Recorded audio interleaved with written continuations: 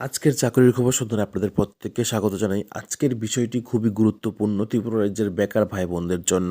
কারণ কেন স্থগিত হতে পারে TET 1, TET 2, JRBT, group D, group C, STGPT, STGT, Tripura TET এবং অন্যান্য সরকারি রিক্রুটমেন্ট প্রসেস। এর কারণ হলো হাইকোর্ট এর কিছুদিনের মধ্যেই একটি সিদ্ধান্ত দিয়েছে যে স্থির বেতনে চাকরি এরকম কোনো কিছু নেই।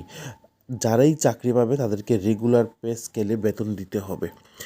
এই মতামতের পর ত্রিপুরা সরকার এখন পড়েছে বড় দ্বিধায়। কারণ কেন ত্রিপুরা রাজ্যের আর্থিক উন্নতি সেই রকমভাবে হয়নি এবং ত্রিপুরা রাজ্যের কোষাগারে সেই রকম টাকা পয়সা নেই। তার জন্যে ত্রিপুরা রাজ্য সরকার কিন্তু একটি চরম সংকটের মুখে পড়ে আছে এবং এখানে যারা রাজ্যের বেকার ভাই বোনরা অলরেডি পাশ করে বসে আছে, কেউ কেউ ইন্টারভিউ দিয়ে বসে আছে, শুধুমাত্র তাদেরকে কল লেটার আসার পালা। অনেকেই আছে ইন্টারভিউতে ফর্ম ফিল আপ করেছে, এখনও ইন্টারভিউ হয়নি, তাদের সবার কপালেই কিন্তু ভাঁজ।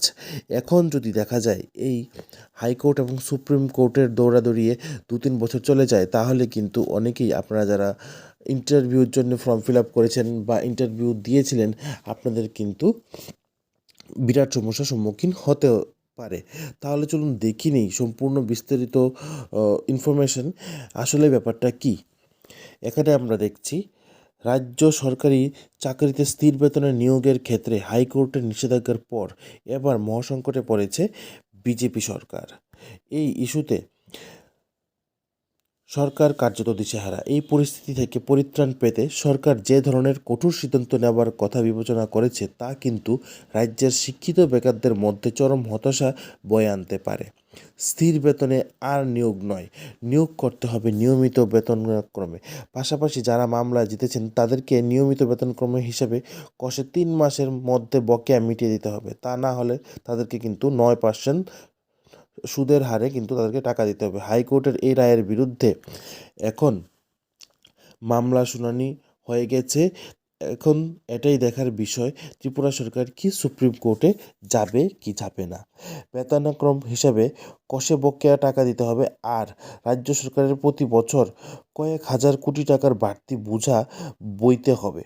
সমস্যা হলো টাকা কোথায় থেকে আসবে। বর্তমান সরকারি কোষাগারে হাইকোর্টের নির্দেশ অনুযায়ী বকেয়া টাকা মিটে দেওয়ার মতো অর্থ এখনও অবধি নেই। অভূতপূর্ব পরিস্থিতিতে আপাতত পরিত্রাণ পেতে আমলাদের একাংশ মুখ্যমন্ত্রীকে পরামর্শ দিয়েছেন হাইকোর্টের রায়ের বিরুদ্ধে সুপ্রিম কোর্টের স্পেশাল লিভ পিটিশন করার জন্য। যাই হোক, আইনি দপ্তরের খতিয়ে দেখছে কিভাবে বেতনক্রমকে সুন্দরভাবে সাজিয়ে কর্মচারীদের মধ্যে দেওয়া যায় এবং নিয়োগ প্রক্রিয়া সঠিকভাবে চালানো যায়। আমরা আজকে এই বিষয়ে আলোচনা করার মুখ্য উদ্দেশ্য হলো আপনারা যারা বিভিন্ন দপ্তরে ফর্ম ফিল আপ করেছেন অথবা ইন্টারভিউ দিয়ে বসেছেন, অনেকে আমাদেরকে জিজ্ঞাসা করছেন কবে ইন্টারভিউ হবে। আবার অনেকেই কিন্তু বিভিন্ন দপ্তরের সামনে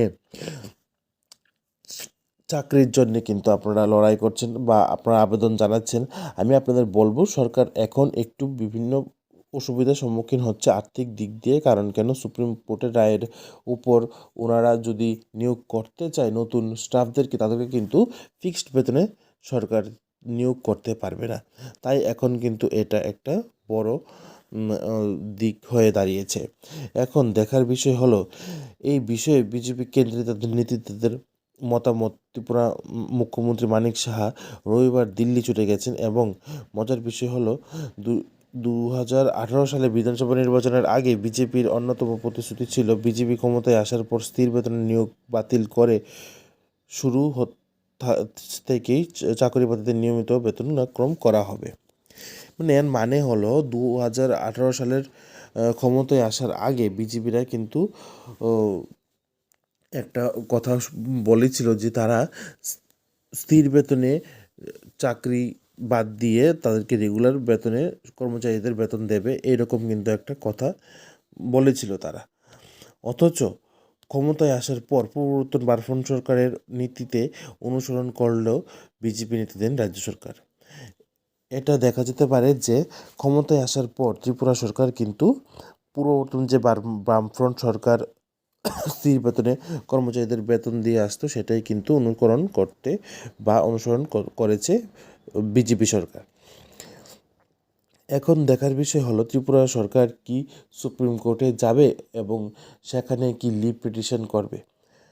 তাই আমি আপনাদের প্রত্যেককে বলবো, আপনারা প্রত্যেকে আমাদের সাথে থাকুন নিত্য নতুন জব নোটিফিকেশন পাওয়ার জন্য। এবং যদি আপনারা দেখছেন, আপনারা যারাই TET 1 TET 2 JRBT group D group C STGPT STGT বিভিন্ন পদে আপনারা আবেদন করেছিলেন, আপনারা যেন সঠিক সময়ে আপনাদের কাছে বিভিন্ন নোটিফিকেশন পৌঁছায় এবং সেই ইন্টারভিউগুলি যেন আপনারা সঠিক সময় দিতে পারেন, বা মেরিট লিস্ট, সিলেকশন লিস্ট এইগুলি যেন আপনার কাছে সময় মতো পৌঁছে যায়। আপনারা আমাদের ইউটিউব চ্যানেল ইউনিক স্ট্রেংথ ট্রিপলকে এখনই সাবস্ক্রাইব করুন এবং নিচে বেল আইকনে প্রেস করুন, কারণ আমরা চেষ্টা করছি আপনাদের জন্য নিত্য নতুন চাকরির খবর সবার প্রথমে নিয়ে আসার। শুধুমাত্র চাকরির খবর না, আপনারা যারা সরকারি চাকরিরত আছেন আপনাদের জন্য বিভিন্ন আপডেট সময় মতো নিয়ে আসার। যেমন ধরুন ডিএ, ডিআর, তারপর এইচআরএ, এই বিষয়গুলি নিয়েও কিন্তু আমরা খতিয়ে দেখছি।